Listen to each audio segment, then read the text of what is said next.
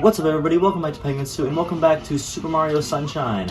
In the last video we went and started off the game in Bianco Hills and got a few shines there. And today we're going to be going back into Bianco Hills to take on Episode 2, Down with PD Piranha. This is the first appearance of PD Piranha in any mainline game. And it's a rather grand entrance as well. We're gonna go down this slide here back into Bianco Hills. Something that I didn't get to mention last time because I was busy explaining the ins and outs of the game and the intro and all that kind of stuff is that Bianco Hills being the first level in the game, and also being that this is the second 3D Mario game ever made, it actually shares quite a few similarities with you can also clean off in the water, by the way, when you ever get dirty or anything like that. Oh shoot. But yeah, so this beginning level, stage shares a lot of similarities with the beginning stage of Mario 64, which was of course the previous and first 3D Mario game. The whole idea, being that it's a big grassy area and then you have this kind of focal point where you start climbing up some sort of tower, which is very similar to Bob-omb Battlefield in Mario 64. Going up here you have, I guess I actually skipped out on it, but usually you have like things coming down, like rolling at you, very similar to, once again, Bob-omb Battlefield. And this gives you a lot of good practice with your hover nozzle, having to get over these large gaps. Anywhere you see this M graffiti right there, it's gonna be, or in most cases, it'll be a blue coin opportunity. So this game has 120 shines in total, and 24 of them are going to be obtained through getting blue coins throughout the various levels you'll be traversing. In my last playthrough of the game, the blue coins were the only shines that I did not end up getting. I got every other, main level shine, but I didn't want to waste time going around getting blue coins because I figured I'd save that for this playthrough. Now that I've talked over the entrance of PD Piranha, here he is. Get to the top of the windmill, and I guess one Italian plumber is all it took to break the ceiling. So this boss fight right here is actually pretty simple. You're just gonna want to stay in front of him, and then at any point when he opens his mouth, just go ahead and shoot into his mouth until he gets full, and then you need to ground pound on his belly button. It's kind of a weirdly detailed, gross, like almost tempted to say like fetishized. I don't know. It's weird. I'm gonna stop talking, but like really weird belly button. Oh shoot! I barely got it. Oh man! If you don't squirt water in his mouth in time, he will start like vomiting all the brown stuff that you see around the place. And that was another thing I wanted to touch on, is the fact that in every level in this game there'll be some different color of graffiti or like goop you'll have to clean up, and it all has like some type of origin. Like in one level it's like electric goop from a stingray, and in some other level it's like a I don't know, something else. But in this world it's brown, and because PD Piranha like vomits it up, it has to be all coming from him, right? Am I wrong about that? Like up here, get the third hit, and he is done. And also look at this, he melts into it. So it's like all the brown stuff you're seeing around here like had to have come from him in some way. I think that's kind of disgusting. But whatever, enough about PD Piranha and his belly button. Alright, I'm gonna grab the shine. Oh my god.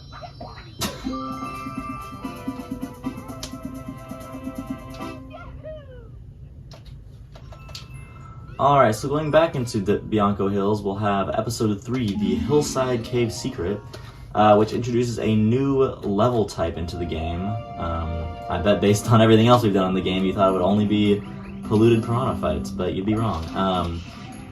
These kind of secret missions, as they're called, there's 1 to 2 of them in every different location in this game. Some are better than others, but they all follow the same gimmick of the. Well, I don't know. When we get there, you'll see. Let's see. Let's go over here.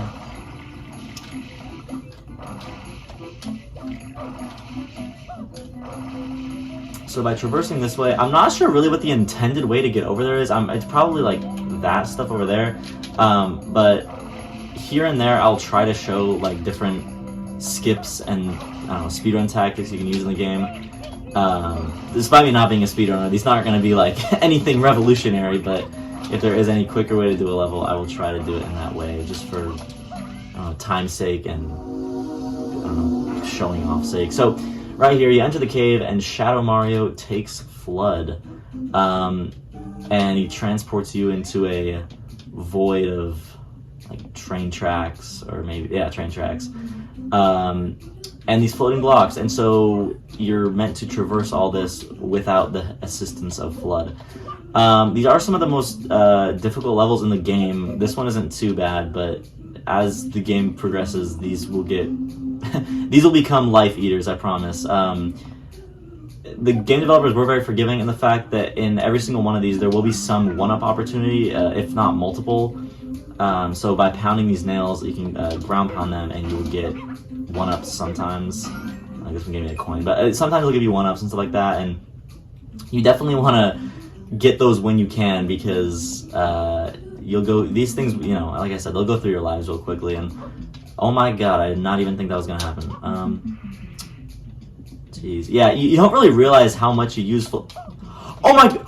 Oh, jeez, dude! Can I grab this? I'm not actually going to risk that. I'm just going to go for the shine, because I already used like one of my death cheats in here, so I'm just going to grab my shine and get out. Okay, so another thing to note with these secret levels, any episode with secret in the title, there are actually 2 shines to be getting in each one of these, because you do it once to get the regular shine without the use of Flood, and then you need to go back into it in order to get a second shine. This time you will have Flood, but you're expected to get 8 red coins with a time limit. If I didn't do a good job explaining that, once we get there, it'll all be much clearer.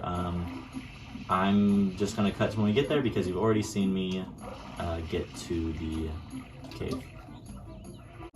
Alright, so upon re-entry, Shadow Mario does not steal Flood this time, and you have him, but now there's going to be a big red button, and when you press it, you can see, so you got to collect 8 red coins within the allotted time. This one I find to be actually one of the tighter time limits they give. Most of the time it's like a minute 30 or sometimes even 2 minutes, but they were, I don't know, rather stingy with the time on this one. You have 1 minute to collect 8 red coins. I mean, not that it's difficult in any way, but it does, it gets you moving. You don't really have time to be resting on these kind of levels. But it is still made like tremendously easier with the assistance of Flood. Having said all that, it would be really embarrassing if I didn't do this in the allotted time, now that I've been talking it up so much. This one, and there's one more, which is pretty annoying way over here. But as long as you're, efficient with your movement, it'll be fine. I mean, see, I was doing it pretty quick, and I still have like 8 seconds to spare, but, let's see. Oh, I definitely didn't make that. Please. Oh my goodness, man.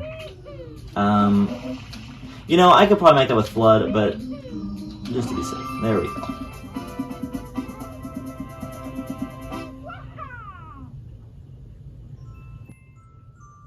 Okay, so now on to episode 4, Red Coins of the Windmill Village. This will be a red coin mission that is not within a secret level, and it's our first red coin mission actually.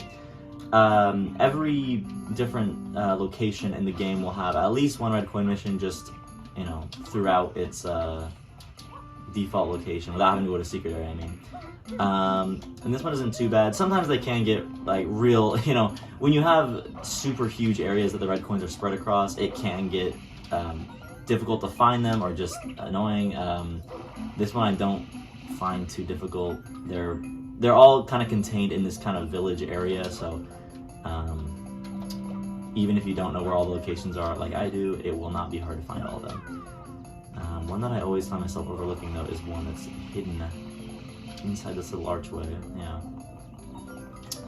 And the order that I'm getting them in right now is the order that I would recommend to get them in, because it ends up very nicely when you get all 8 of them in the shine spawns, because it will end up spawning in way on the top of this power line. And so if you follow this route, you'll pretty much be there by the time you get your 8th one. So grab this one, and then we can trick our way up here.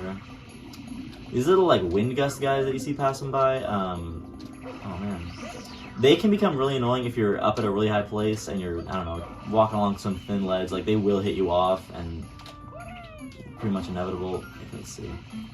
Here, and your last red coin, if I can wall jump, your last red coin will be right up here.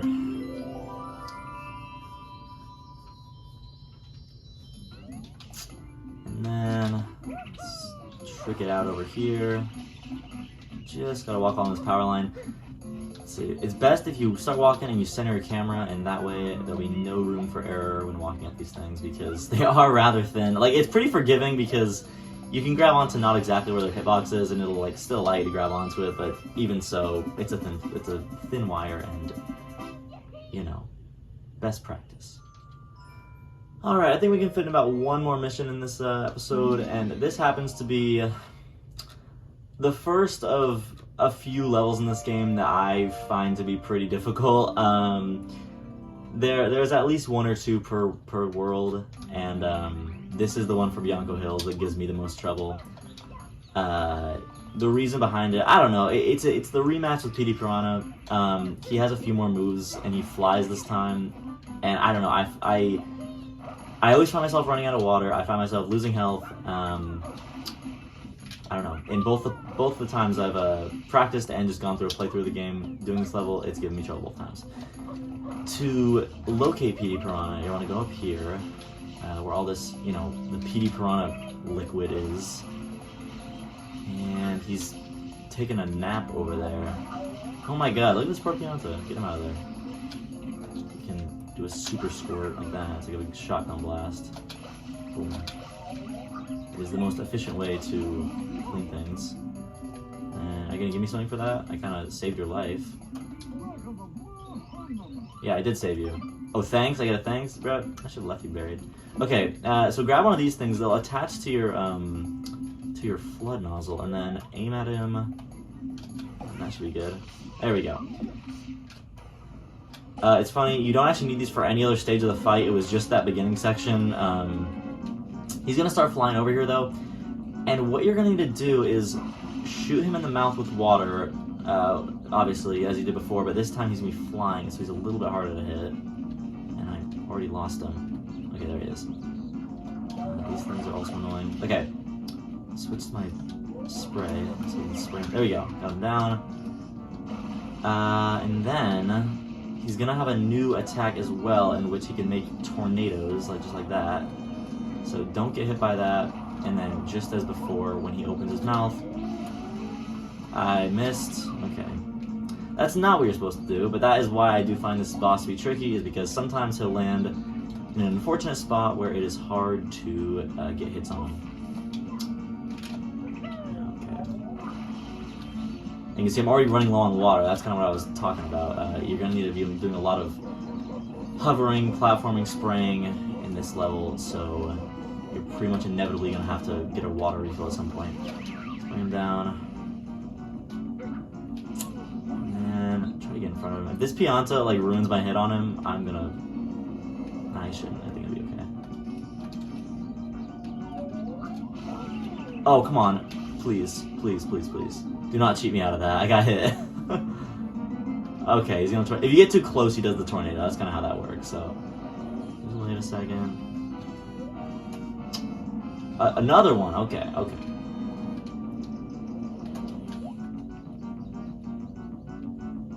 There we go.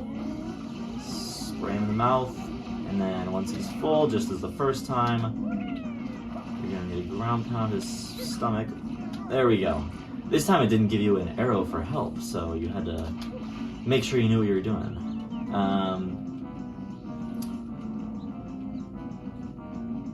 Okay, you can kind of see his shadow, which helps you a little bit in knowing where he is. In fact, oh, I got him! Oh my god! It's pretty rare to get him sprayed down twice in a row like that. Oh my!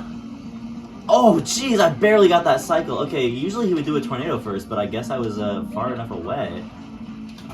Ground pound him. Okay, that's the second hit. Not too bad. I was talking big game about this boss, but I guess he's... maybe I'm just getting better at the game. Who knows?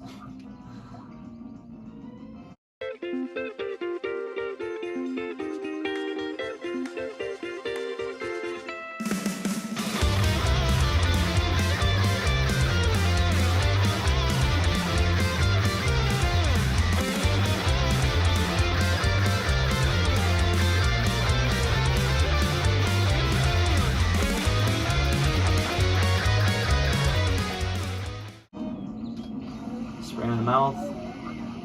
No. Oh no, please, please, please. Do not. I don't even think he can fly like that. He's so like... Bro is not... There we go.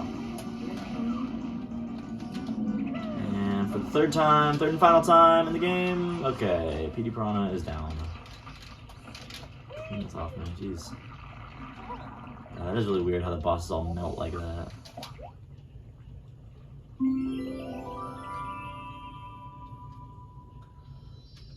Don't see why the sign sprite had to fly all the way over there, but okay. You know, it's crazy because, like, after this mission, there's no more, like, brown goop. I don't know who cleaned it all up, because it's not going to be me, but it just kind of magically disappears in the next mission, so whatever.